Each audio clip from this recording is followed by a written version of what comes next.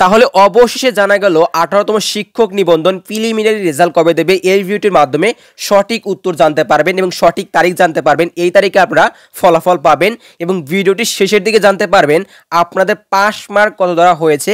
আপনারা কিন্তু অনেক দিন ধরেই অপেক্ষায় রয়েছেন আপনাদের প্রিলি রেজাল্ট কবে দেবে, বা অনেক তারিখ কিন্তু শুনেছেন যে এই তারিখে দেবে, সামনের সপ্তাহে দেবে।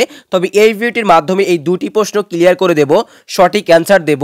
18তম শিক্ষক নিবন্ধন প্রিলি রেজাল্ট আপনারা কোন তারিখে পাবেন, কোন তারিখে দেখতে পাবেন এবং আপনাদের পাস মার্ক কত ধরা হয়েছে। আজকের এই ভিডিওটি সবার দেখা উচিত, আর ভিডিওটি অবশ্যই শেয়ার করে দেবেন। আপনার মতো কিন্তু অনেকেই অপেক্ষায় রয়েছে রেজাল্ট দেখার জন্য এবং সঠিক তথ্য পাচ্ছে না কবে রেজাল্ট প্রকাশিত হবে।